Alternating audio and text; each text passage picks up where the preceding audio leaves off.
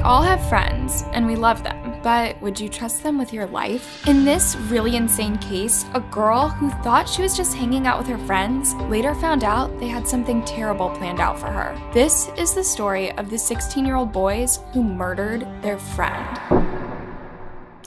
Cassie Jo Stoddart was born in Pocatello, Idaho, in December 1989. She had two siblings, an older sister Christy and a younger brother Andrew. She and her siblings were raised by their grandparents for a while when they were younger, but eventually went to live with their mom and stepdad. Cassie was described as being artistic with a love for music. She was smart, kind, and very responsible. Everyone knew that they could count on Cassie to do the right thing. So when her aunt and uncle, Allison and Frank Contreras, would go out of town, they would hire Cassie to house sit for them and watch over their pets, 2 dogs, and 3 cats. At the time that this story was taking place, Cassie was a junior at Pocatello High School, where she had met her boyfriend, Matt Beckham. After school on Friday, September 22, 2006, Cassie went to her aunt and uncle's house on Whispering Cliffs Drive in the northeast Bannock County, where she would house sit until Sunday. Since the house was in a pretty remote area, she asked her aunt and uncle if Matt could come and hang out with her in the evenings, and they agreed. Matt arrived at around 6 p.m. that evening, and the two decided to watch a movie called Kill Bill, Volume 2.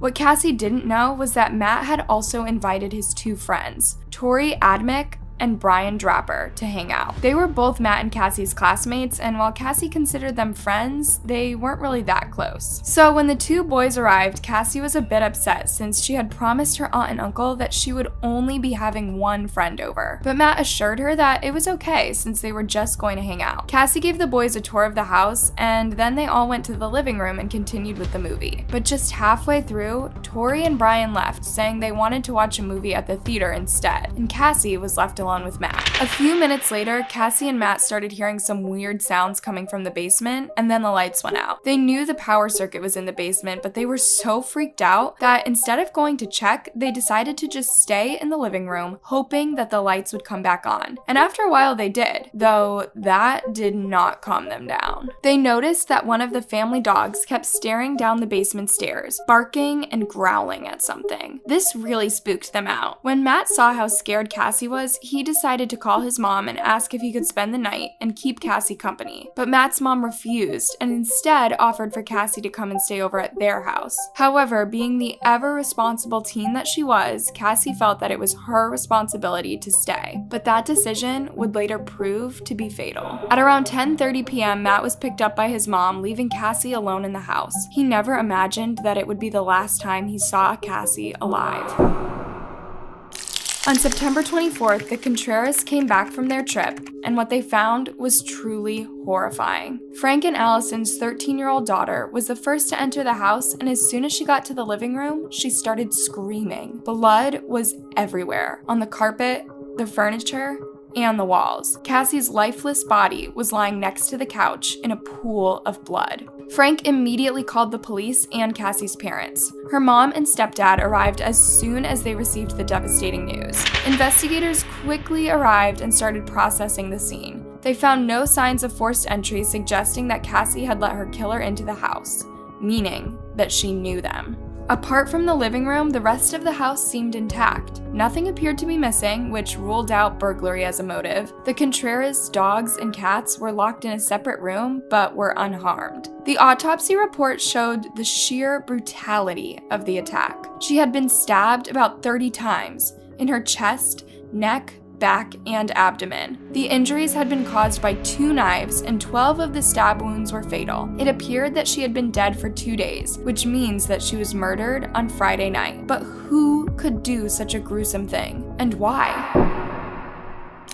Investigators soon found out that Cassie's boyfriend Matt was the last person to see her alive. Given the gruesome way in which the murder happened, Matt seemed to be the only obvious suspect. But when he was brought in for questioning, investigators quickly ruled him out. Matt was very cooperative and told the cops everything that happened, including the weird noises and the lights going off, and how he had called his mother to ask if he could spend the night. He told how Tori and Brian had left earlier and how he had called Tori to let him know that he was leaving, but Tori was whispering and claimed to be in the movie theater. He went on to tell investigators how he had repeatedly called Cassie the following day, but she never answered. Investigators also found phone records that backed Matt's statement. The police then asked him about his friends, Tori and Brian. He said that he was better friends with Tori and that Cassie was also friends with them, but they weren't close. Both boys had been interested in Cassie in the past and had even flirted with her. Investigators then brought Tori and Brian in for questioning and placed them in separate interrogation rooms. They both told detectives that when they left the Contreras' house, they went to watch a film and later spent the night at Brian's place. But when the detectives asked them to describe the movie they had allegedly watched, neither of them was able to. What's the whole premise or the plot of the movie? What's it all about?